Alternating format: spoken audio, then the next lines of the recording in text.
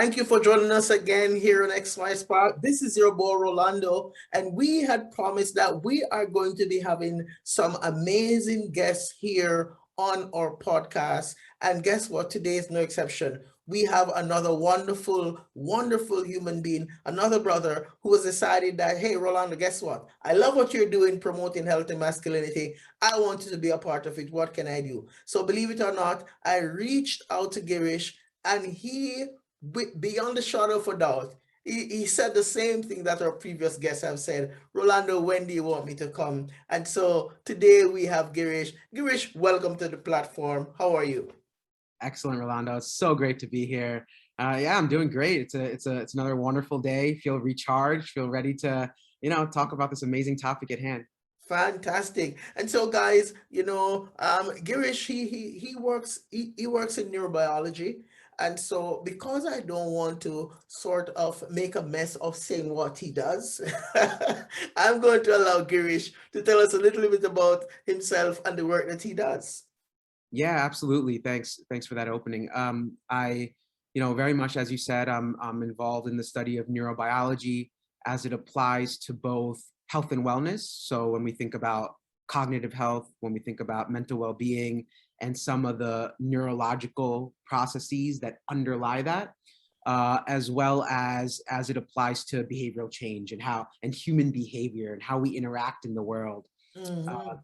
And one of the driving forces in my life is this field of longevity. So that's really the lens through which I operate moving forward in life. And it's really one of my main purposes that I keep close to my heart, that I keep in the back of my mind whenever I try to engage with the world. And so just to define longevity is, in one sense, the number of years we live on this earth. But in another sense, it's also the quality of life that we live. So we have a term lifespan, which is part of longevity. That's the number of years we live on earth. And then we have this term health span, which is what percentage of our lives are we living in good health?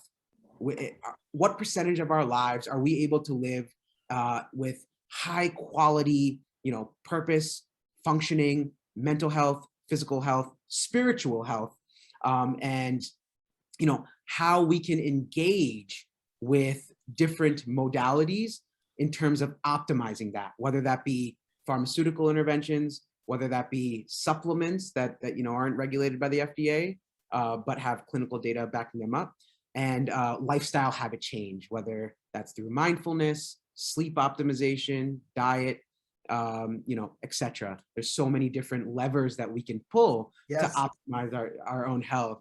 And one of the things that I do, I work in a longevity lab where I study all these interventions and how they affect the aging process. And I'm also a science communicator and a scientist in residence for this wonderful company called My Ikigai, or My Ikigai, My Purpose. And we look at how to engage with community, sleep, diet, exercise, etc. What are the things we can do today to enhance our lives so that we can not only live longer, but live healthier?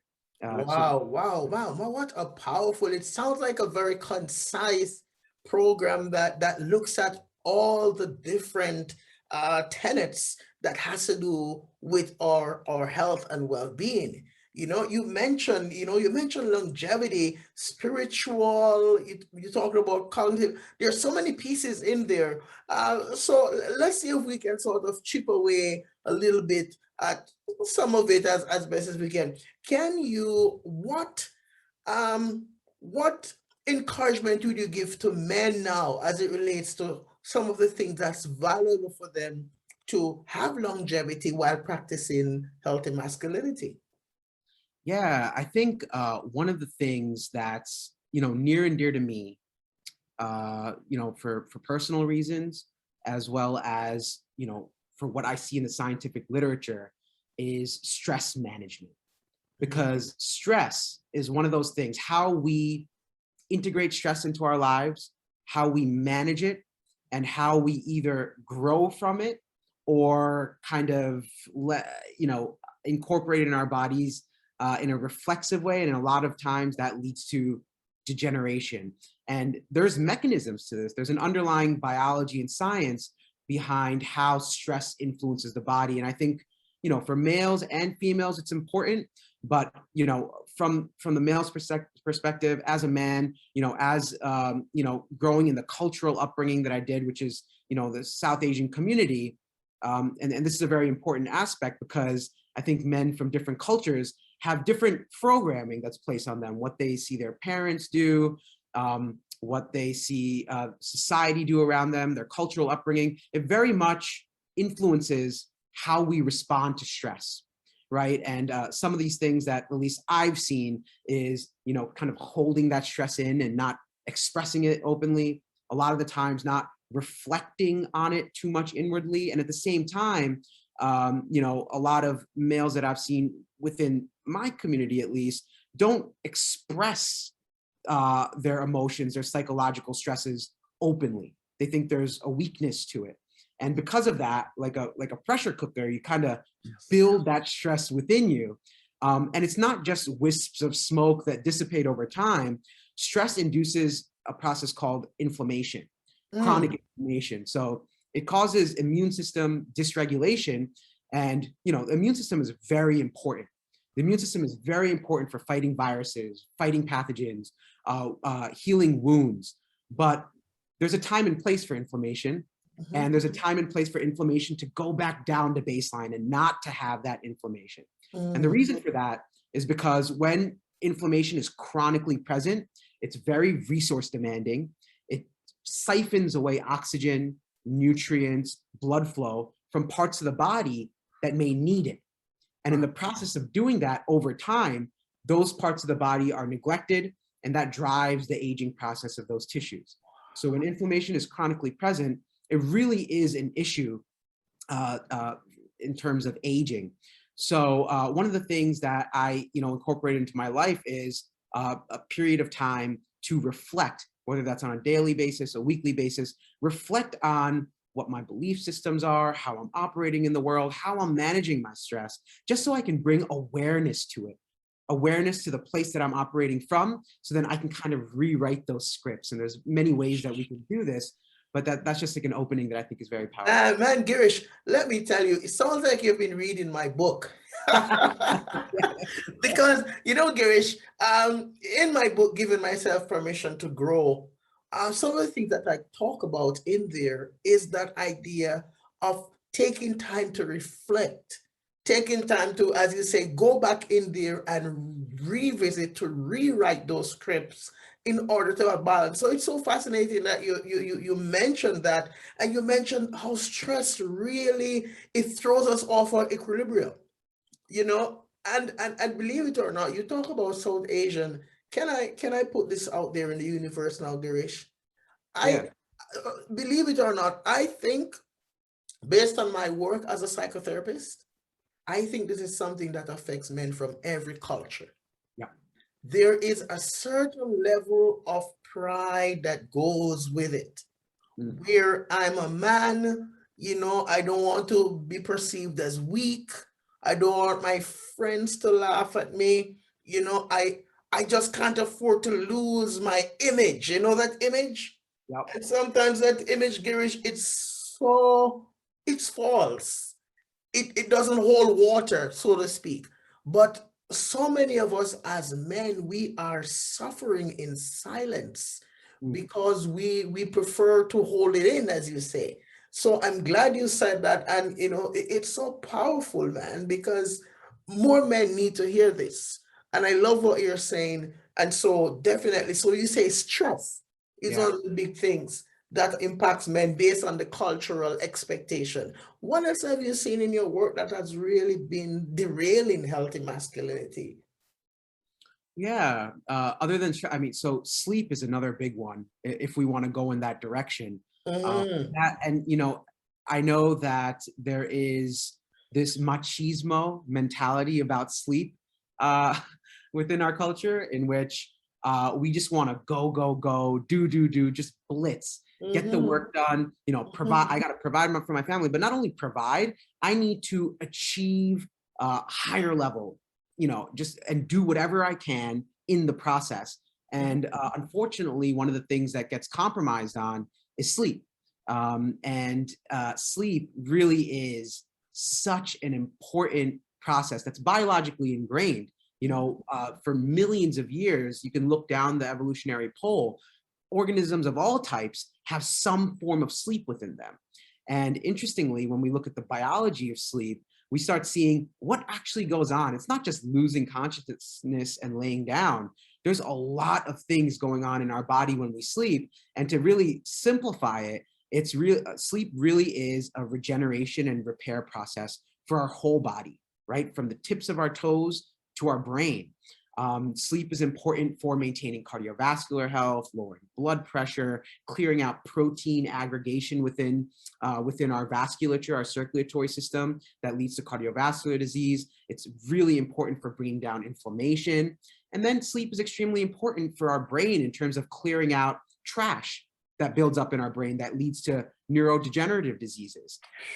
It's important for emotional regulation. We all know, so after like a few hours of sleep, how we might be more impulsive, how our attitudes might be affected, and we see it clearly in our kids, right? I have a 2-year-old son. When my son misses his nap, he's off his rocker, he's bouncing off the walls, he's a little bit harder to contain. Yeah. But the same applies to us. We have a little bit more control over our actions, but biologically, the same sort of damage driving process is occurring when we sacrifice on our sleep.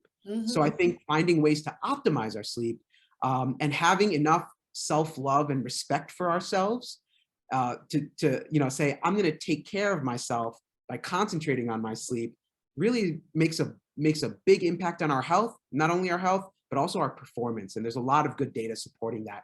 So I'd say sleep's another big one. Wow, thank you, Girish. I'm going, there's one, and I'm guilty of that, Girish. Can I tell you that?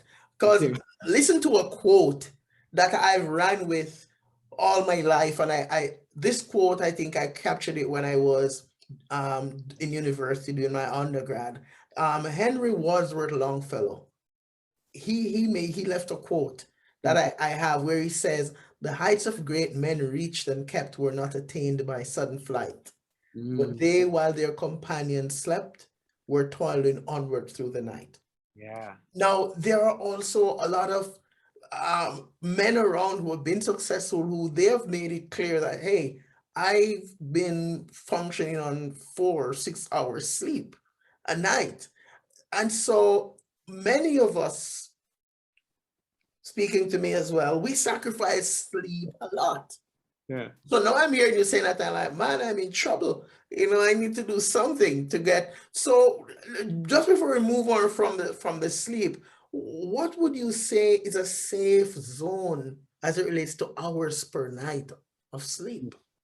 That's interesting. And you just opened up the floodgates, because there is a balance to be had here, Rolando. I mean, that quote was so powerful, and there is a balance to be had in terms of what we're passionate about, what drives us, what brings us joy, and kind of the balance between that and then going to bed at night and letting that go, right? Purpose and passion is another thing that really is healthy for the body, having that.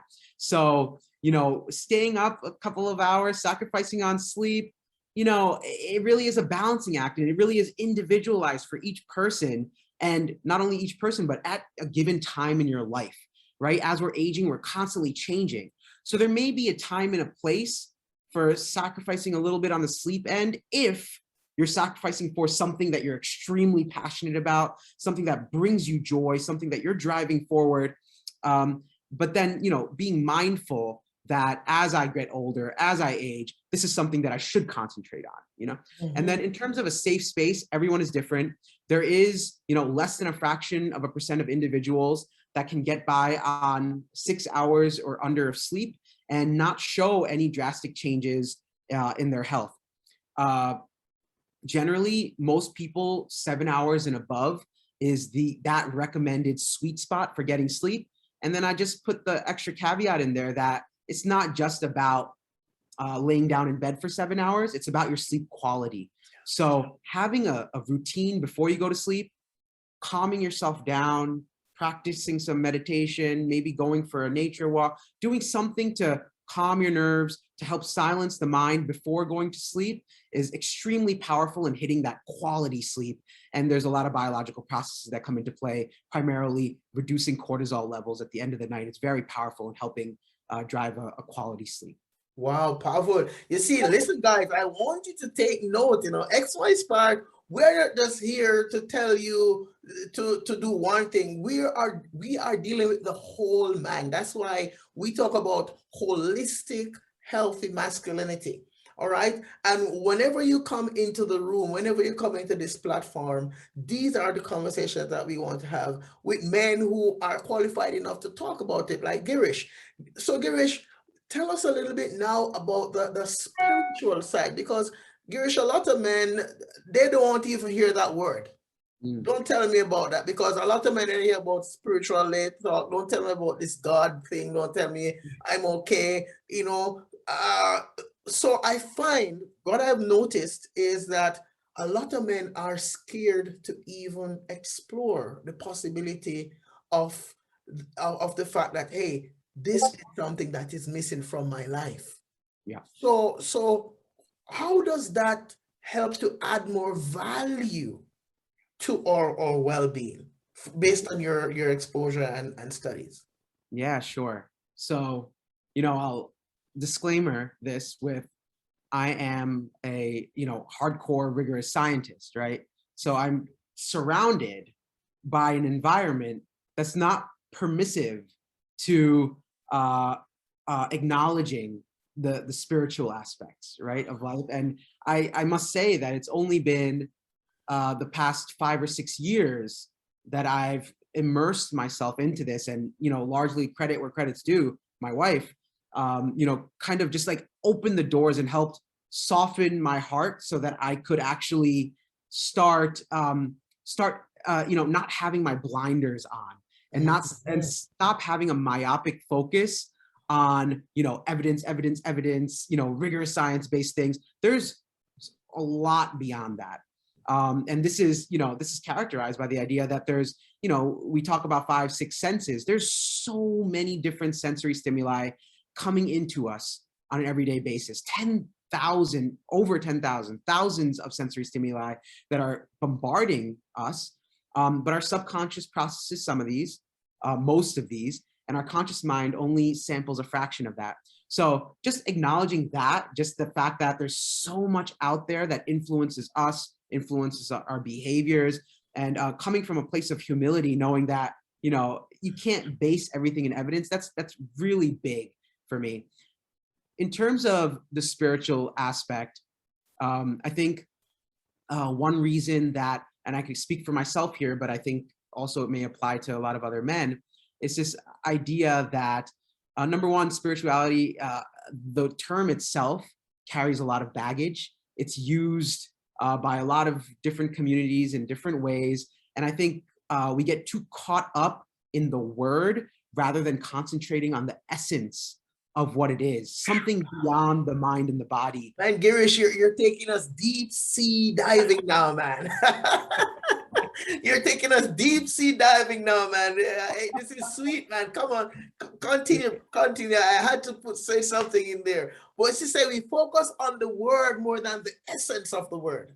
Yeah. Wow. Okay. Yeah. So how it makes us feel, how it influences our behaviors, how it influences, really through all of that, our thought patterns and our physiology. This is something that's really not really researched, not really talked about, probably because it's hard to research. It's really a first person perspective that you need to take and discover on your own. But there's something beautiful about that. There's something very beautiful that there's an inner experimentation and journey that can be had that's unique to each person's perspective. Yet there's, religions which help people communicate with each other what that experiment and that experience is like. So I think that's extremely powerful. And I really see spirituality as a guiding journey, as sort of a GPS, if I may say, like a positioning system, right?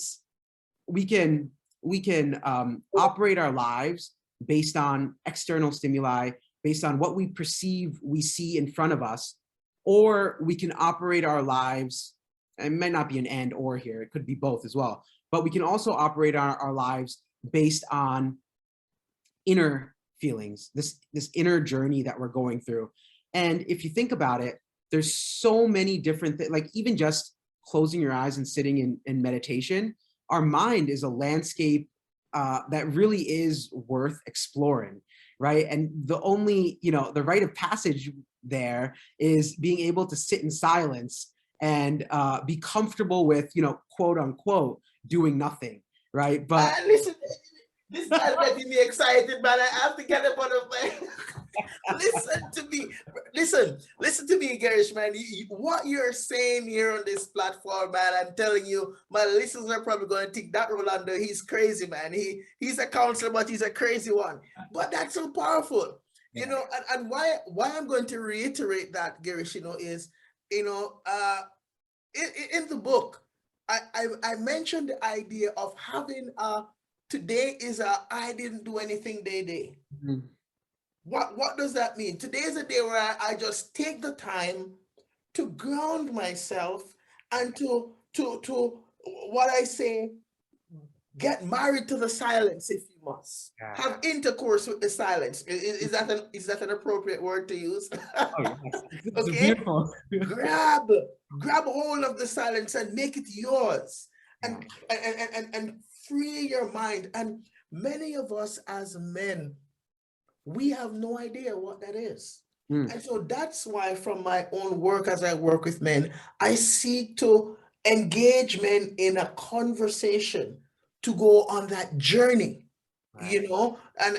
and right now, that's where we're at on XY Spark. So I really love what you're saying, man. You made me get up out of my seat, man. You saw that a little ghetto side there coming out. I love it. It's I love it. sweet, man. It's sweet, man. It's sweet. Yeah. So, Girish, I really, really appreciate your work, and coming from a scientific perspective, it's good to hear.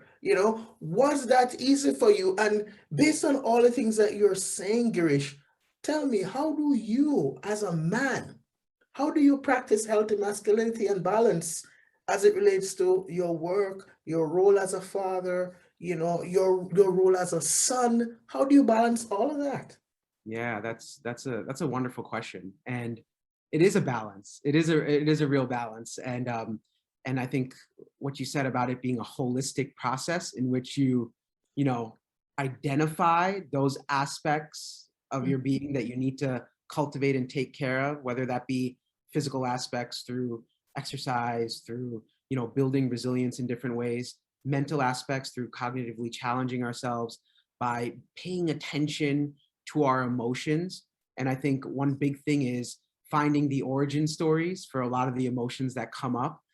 That's so important, because there is a lot of programming that goes on when we're children, as we're growing up, and then when we reach a certain age, and the neurobiology supports this, our prefrontal cortex, this supercomputer part of our brain, is more fully developed, so that we're actually able to have more executive control. We're able to be more introspective in a way that we can reflect on what our reactions are, what our behaviors are, and are they serving us?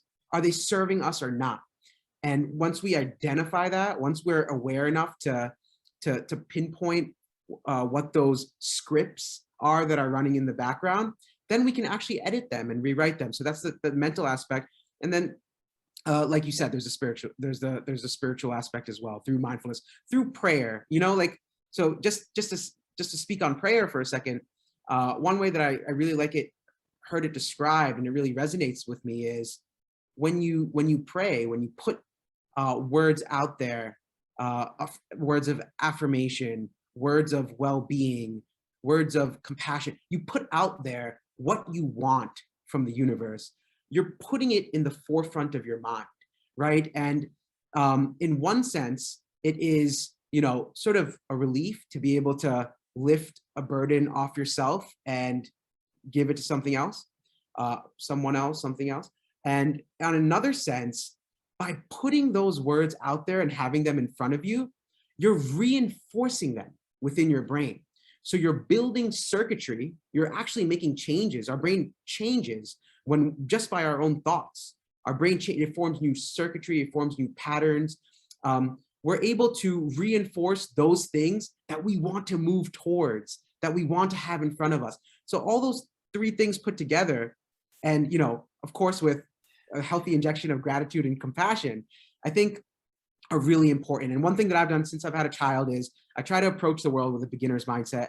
I try to be as open-minded as possible in terms of what I can offer and the validity behind that, as well as what other people have to say, because all these conversations are a dance, and everybody has this valid perspective. They're coming from a place of their own knowledge. And it's so important to go into a situation, because otherwise you're just talking at a wall. You're not going to learn anything if you just hear your own voice. And Girish, man, listen, man, I have to control it myself. Right now, I have some straps tied myself down on my seat. But Girish, what you just said, Dr. Courtney Dookie, he was one of my guests, and Dr. Courtney Dookie, he authored a book called Healing the Brain from Neurological Disorders Through Biblical Meditation. And one of the things that Dr. Dookie alluded to in his research is that through prayer and meditation, the brain, just like what you just said, the brain changes, new circuitry happens.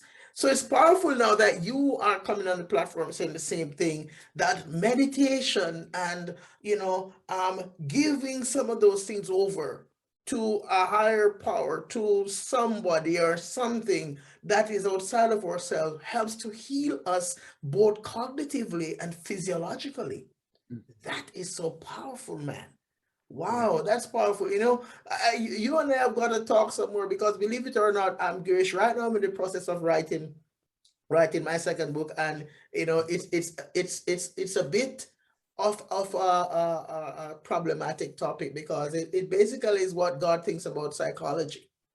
And I'm saying this on the platform that I would really love to connect with you. Maybe you and I could co-author it based on your scientific knowledge, to put it out there. It's almost 3/4 way down the road, so you can think about it and let me know. But definitely what you've just said is so powerful as it relates to men, and acknowledgement of the possibility or reality that maybe it's not such a bad thing to have some spiritual acceptance, or expose yourself to the reality of that, and it may just help to shape the way we think.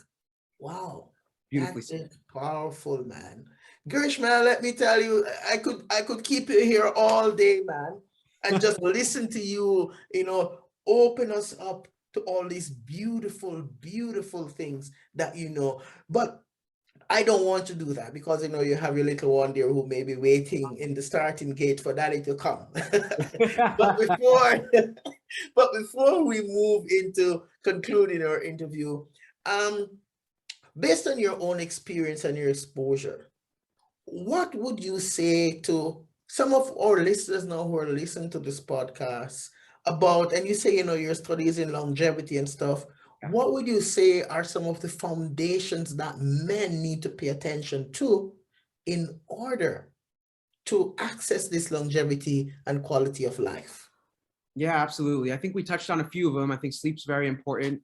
Stress management is extremely important. And really, when we hold in emotions and we don't actively reflect on them or acknowledge them, they can be held as trauma, both within the brain and the body. And that definitely drives the aging process. Having a sense of purpose, like it's very well annotated in the literature that after individuals retire, and I saw this with my own dad, their health tends to decline. And a big reason for this could be because they lose a lot of that purpose that they had when they were working, when they were providing for the family. And now when you're retired and you don't have a healthy outlet to put your purpose, to find a new purpose, then that leads to a whole cascade of effects: emotional dysregulation, you become more sedentary, etc. All these things contribute to the aging process. So that's really big. And I'd say, another one, which is sort of the poster child, testosterone does decline with age. So that's another big thing to pay attention to. hormonal regulation and hormonal balance. And there's a lot of activities and actually foods that we can engage with that can help replenish that testosterone or maintain health of our various glands in our body that maintain hormonal health. So that's also another aspect, which is another. Girish, I've got to invite you to come back to talk about that, man. Yeah, I would love to. I would love to. yeah, man. We have to do this. We have to have part 2 of this, man. And already the topic is going to be healthy masculinity and longevity. Beautiful. That's what we're going to be talking about. And I'm really, really happy that you gave us the time today, Girish. And let me extend to you what I call the right arm of fellowship, as you have just signed up to be a part of the XY Spark family by being a guest. Okay, so you're no longer a stranger to us. You're no longer someone on the outskirts. You get it. You understand what we do here at XY Spark, and we appreciate the work that you do and the brilliant mind that you have and the input that you brought here today. It's definitely priceless, and we thank you for that. Oh, Rolando, thank you so much. I really appreciate your wisdom, your insights, your energy is infectious. I mean, I think you're doing something so powerful here, and Yes. I would love to contribute in any way that I could. Yeah, absolutely. And Girish, I continue to tell you, in year 1 of XY Spark, we've just celebrated 1 year of being on our podcast. And in year 1, we've reached approximately 500 men right across the globe. And we're hoping that in year 2, we can start connecting with some more people, some more men, some more sponsors. We have a website that people can go to, contactxyspark.com. Okay, you can follow us on Instagram. You can look at our YouTube page. But we are passionate about promoting healthy masculinity. We have special programs that we're offering for men, including stress management, Girish, believe it or not. Okay. And so we just want to say thank you so much. And let's say someone listens to this and they'd like to reach out or connect with you. Are you on Instagram? Do you do public speaking? How could someone have you? Because I would love to do a collaboration with you where we're talking to men. It would be powerful. So how can they reach you if they need to? Yeah, absolutely. Yeah, so I should say, when my son was born, because of, I was aware of my own personality and tendencies, I started to stray away from social media outlets like Facebook and Instagram because it was, very enticing, and I wanted to be able to give myself to him. So my presence is very I definitely pay attention to my LinkedIn account. You could just search for Girish Harinath, and then the other place where I'm actively giving talks is through this company, Mikey Guy, my Ikigai, and we focus on building a longevity community. And in that aspect, I think what you're talking about in terms of longevity and health of men, it could be very powerful collaboration potentially. And we look at everything from community to sleep, diet, etc., maintaining mental health, having a proper mindset to promote longevity. So I would say, you could search for Mikey Guy, which is MYKIGAI, and subscribe there for weekly newsletters or to hear any of my AMAs. I'm sure we'll keep being in touch so we could talk more about that. And and Clubhouse. I'm on Clubhouse, and I always try to give as many talks as possible. Maybe we can do a room there sometime as well. Absolutely. Thank you so much, Girish. We appreciate you. And guys, listen, I'm going to tell you, we are just getting started. Girish is going to be back. I just need to find his schedule. But as usual, I continue to tell you, this is your boy Rolando on XY Spark, where we continue to remind you that we believe that there is a spark in you. Come, join us. Sign up to be a part of the XY Spark family, and let's continue to work together to promote holistic, healthy masculinity. We will see you again real soon.